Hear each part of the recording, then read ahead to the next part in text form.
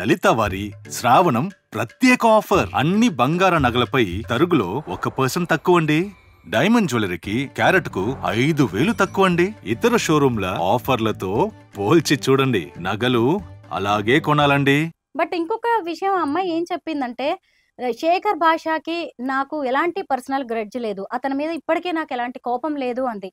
ఇప్పుడు మీకు ఆమెకి ఇప్పుడు ఒకవేళ కూర్చుని ఇదేమన్నా సెట్ చేసుకోవడానికి అయ్యే అవకాశం ఉందా అసలు? సెట్ చేసుకోవడం ఏంటి?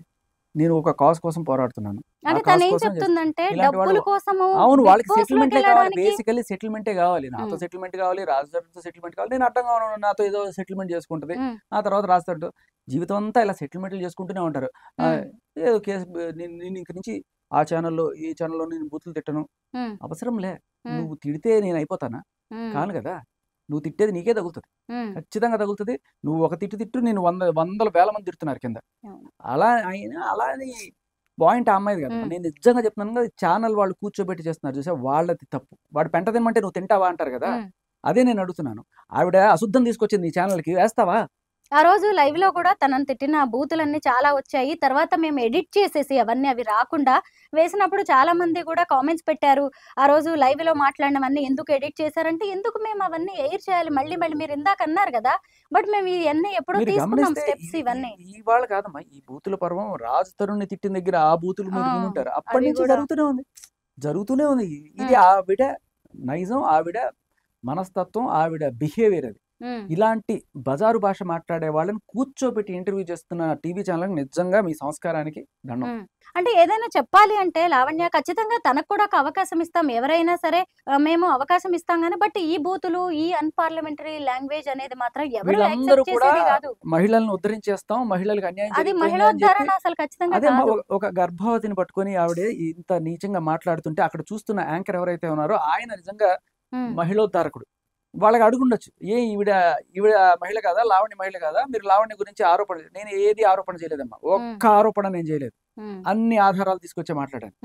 ఆధారాలు తీసుకొచ్చి మాట్లాడమనండి, నేను వింటా, 100 బూతులు పడతా. ఒక్క ఆధారం కూడా లేకుండా కూర్చోబెట్టి బూతులు తిట్టించడమే మా ఎజెండా అన్నట్టుగా ఆ రోజు అదే టైప్లో ఆ దిలీప్ శంకర్ని తీసుకొని నన్ను తిట్టించారు. వెళ్తే తిట్టించడం. ఆ రోజు మీ దగ్గరకు వచ్చినప్పుడు కూడా నాకు ఒక రకమైన డౌట్ వచ్చింది, ఇది కూడా ప్రీ ప్లాన్డేనా అని. అవును, ఆ రోజు మీరు వద్దన్నారు కదా, మేము కూడా అందుకే కాల్ కట్ చేసాం కదా. ఎలాగో ఆవేశంలో ఉంది తను. అయితే ఆ ఆవేశం కాదమ్మా, ఇది నైజం అనేది మీకు అర్థం చేసుకోవాలి. ఆ మనిషి నైజం, ఆ మనిషి భాష, ఆ కల్చర్, అది ఏం చేయలేదు దానికి. ఇప్పుడు వాళ్ళ లాయర్ దిలీప్ శంకర్ గారు ఉన్నారు, ఆ తర్వాత ఆయన ఎక్కడ మళ్ళీ సీన్ లో కనిపించట్లేదు. మరి ఆ కేసు నార్సింగి కేసుకి సంబంధించి మీకు ఏదైనా ఇన్ఫర్మేషన్ ఉందా? తను ఆల్రెడీ కేసు ఫైల్ చేసింది కదా, అది యాంటిసిపేటరీ బెయిల్ తీసుకున్నాడు తను. ఇంకా దాంట్లో జరిగేది పోలీసులు, కోర్టు అవి జరుగుతుంటాయి. రాస్తారుని ఏమన్నా పోలీసులు మళ్ళీ అడగడం గానీ, కేసుకి సంబంధించి అప్రోచ్ అవ్వడం గానీ ఏది కూడా ఏం లేదమ్మా. కళ్ళ ముందు అన్ని కూడా మనకు కనబడుతున్నాయి.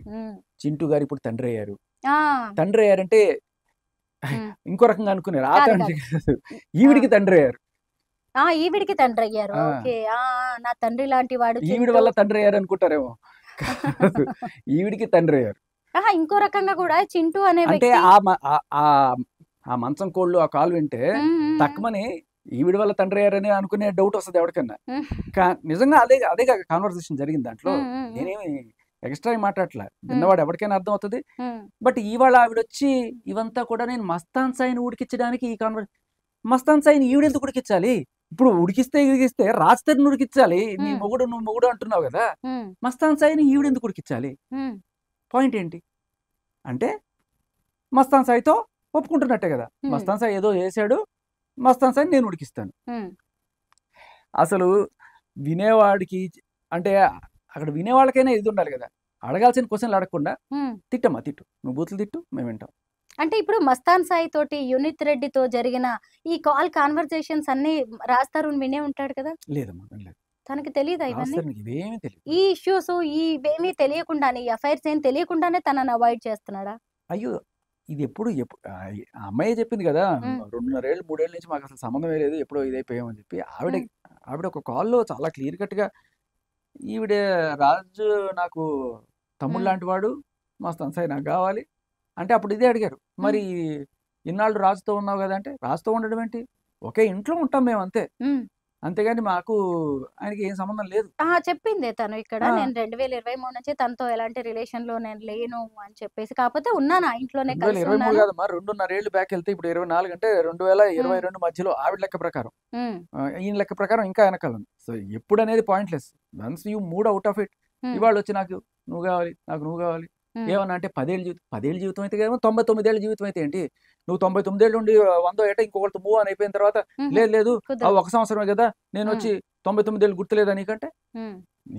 నువ్వు వెళ్ళిపోయిన తర్వాత వాళ్ళ ఇష్టం, వాళ్ళు మూవ్ అని అయిపోతారు.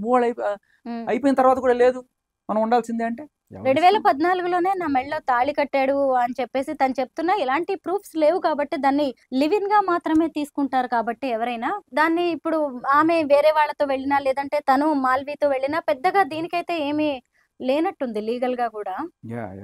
అది అంటే కాకపోతే 2 ఏళ్ళు కలిసి ఉన్న తర్వాత దాన్ని ఖచ్చితంగా చట్టబద్ధం చేయడం అనేది ఏదైతే లాలో ఉన్నట్టుంది కదా. మరి ఏమంటున్నాడు రాజ్ తరుణ్ అలా దానికి అలా అలా సంబంధించి? అలా అదే అంటున్నాను. You have to prove it. But ఏదైనా చట్టబద్ధాలు ఎప్పుడైతే చట్టబద్ధాలు నువ్వు ఏం వేరే రిలేషన్ లేనప్పుడు లేకపోతే చట్టబద్ధం అవుతుంది. ఖచ్చితంగా లివ్ ఇన్ రిలేషన్ కాన్సెప్టే బేసికల్ అది. ఉమ్, నువ్వు ఇష్టం వచ్చినట్టు నువ్వు నా ఇష్టం వచ్చినట్టు నేను ఉంటాను. నేను మూవ్ అని అయిపోతే నువ్వు అడగడానికి లేదు ఉమ్. అంతే. మస్తాన్ సాయికి సంబంధించి ఇప్పుడు ఏదైనా ఇన్ఫర్మేషన్ ఉందా? అతని మొబైల్లో 800 అమ్మాయిలకి సంబంధించిన 800 వీడియోస్ బయటపడ్డాయి అని కూడా విన్నాం అదే మనం. అంటున్నాను. ఇప్పుడు ఆవిడ మాటల్లో ఆవిడకే స్పష్టత లేదు. ఒకరోజు 850 మంది అమ్మాయిల వీడియోలు అంటది, ఒకరోజు 40 మంది, ఒక్కొక్కరిది 20 ఫోటోలు, 40 మంది అమ్మాయిలు అంటది. ఉమ్, తర్వాత మస్తాన్ సాయి చెప్పేది ఏంటంటే ఇద్దరే అని చెప్తారు. ఉమ్. సో ఇప్పుడు ఆవిడ మస్తాన్ సాయితో మాట్లాడింది కదా. అవును. మస్తాన్ సాయితో మాట్లాడినప్పుడు ఆవిడ మాట్లాడే మాటల్లో ఉమ్, మరి 850 గురించి అడుగుండాల్సింది క్లారిటీ. అవును. యునిత్ రెడ్డి మీకు తెలుసా? చింటూ తెలుసంటే ఇట్లాగే వీళ్ళందరూ కూడా వాళ్ళ వాళ్ళ కథలు చెప్పుకోవడం కోసం, లేదు ఈ అమ్మాయి చెప్పేది అబద్ధం మా గురించి, ఉమ్, మేమేం డ్రగ్ పెడ్లర్ కాదు, ఆ అమ్మాయి ఇట్లా చేస్తుంది, మమ్మల్ని ఎక్కించడానికి ట్రై చేస్తూ ఉంటుంది అని చెప్తారు వాళ్ళు. విల్లా నంబర్ 13 గురించి ఏదైనా చెప్పగలరా మీరు? ఇంటి నంబర్ 13 అంటే బేసికల్లీ ఉమ్, దయ్యాల కొంప అనేది ఒక ఇంగ్లీష్ ఆర్ తెలుగులో చాలా, అసలు యాక్చువల్గా మన తెలుగులో కూడా ఒక ఇది ఉంది సినిమా. సినిమా ఉందా? ఇంటి నంబర్ 13 అనేది ఒక డ్రాకులా ఏదో ఉంటుంది దాంట్లో. ఆహా. రాజ్ తరుణ్ ఎందుకు తీసుకున్నాడో ఆ నంబర్ తెలిసి మరి కొంతమంది తీసుకోరు జనరల్ గా. ఇంటి నంబర్ 13 13 అనేది ఒక నెగిటివ్ నంబర్ తీసుకోరు. అంటారు. అది ఏదో మరి పరాగ్గా తీసుకున్నాడో మొత్తానికి నమ్మడంటారు. నేను అట్లాంటివి నమ్మను అన్నాడు. బట్ ఇప్పుడు గట్టిగా నమ్మకం వచ్చిందేమో నమ్మకం వచ్చింది. కానీ మరి 13లో ఇంటి నంబర్ 13లో దయ్యం ఉంటే ఆ దయ్యాన్ని అట్టగానే వదిలించాలి. అది అంటే ఇప్పుడు ఆవిడ ఉంది కాబట్టి, లావణ్య ఉంది కాబట్టి లావణ్యని ఒక దయ్యం అంటున్నారా? తనని వదలగొట్టడమే ఇప్పుడు రాజ్ తరుణ్ లక్ష్యమా? మరి మీరు ఇప్పుడు అలా విల్లా అనుకుంటే నుంచి అలా అనుకోండి. బట్ బేసికలీ సినిమాల గురించి చెప్తున్నాను నేను అంతే.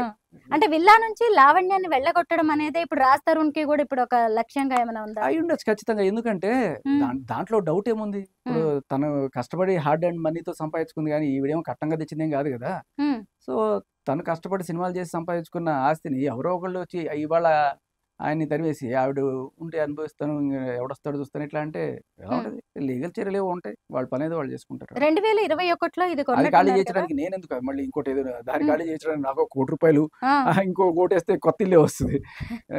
ఆ, అంత అవసరం లేదు కదా. లీగల్ గా ఫైల్ చేసుకుంటారు, ఎవిక్షన్ ఏదన్నా జరుగుతుంది. అంతకు మించి పెద్ద దానికోసం ₹1,00,00,000 పెట్టాల్సిన పని ఏం లేదు. 2021లో కొన్నారు ఆ ఇల్లు. ఆ తర్వాత నాకు తెలిసి ఇప్పుడు దానికి సంబంధించిన ఏమైనా పేపర్స్ మీరు చూసారా? నేను చూడండి. ఎందుకంటే దాని తర్వాత లావణ్య పేరు మీదకే, అంటే ఒకవేళ దాంట్లో లేకపోతే రాజ్ తరుణ్ అది లావణ్యకే దక్కుతుంది అన్నట్టు కూడా రాసుకున్నట్టుగా పేపర్స్ ఒక ఇన్ఫర్మేషన్ ఉంది. మీకేమైనా తెలుసా? ఏదో ఎవరో అంటుండగా విన్నాను, ఏదో రాజు నా పేరు మీద వీలునామా రాశాడని చెప్పి ఆవిడ ఎవరికో జర్నలిస్ట్ చెప్పినట్టుగా. ఆ జర్నలిస్ట్ నాకు చెప్పారు, ఒకవేళ వీలునామా అంటే ఇవాళ ఉంటుంది, రేపు కూడా రాసుకోవచ్చు. వీలునామా అంటే మనిషి చనిపోయిన తర్వాత వర్తించేది తప్ప ఇప్పుడు కాదు. ఒకవేళ అలాంటిది ఏదైనా రాసున్నా కూడా that is completely null and word. Raja next రోజు కూడా రాసుకోవచ్చు. అలాంటివి నాకు రాజు రాసినట్టు చెప్పలేదు ఈ రోజు, అది లేదు. అయితే మస్తాన్ సాయి అరెస్ట్ అయిన రోజు తను ఒక ఛానల్ కి ఇంటర్వ్యూ ఇస్తూ, ఎందుకు మస్తాన్ సాయితో మీరు అంత రిలేషన్ లో ఉన్నారు అంటే, మస్తాన్ సాయికి భయపడి ఉన్నాను నేను, చంపేస్తాడని నన్ను రాజ్ని, అందుకే ఆయనతో ఉండాల్సి వచ్చింది మేము అని చెప్పేసి కూడా అనడం జరిగింది. మస్తాన్ సాయిది ఇలాంటి క్యారెక్టరా? బెదిరించి అమ్మాయిల్ని లొంగ తీసుకుని చివరికి హీరో రాజ్ తరుణ్ అలాంటి వాళ్ళని కూడా లొంగ తీసుకునే టైప్ అతను? అదేమా మనకి చాలా క్లియర్ కట్ గా ఎవరికి అవకాశం ఉంది బెదిరించే అవకాశం ఎవరికి ఉంది?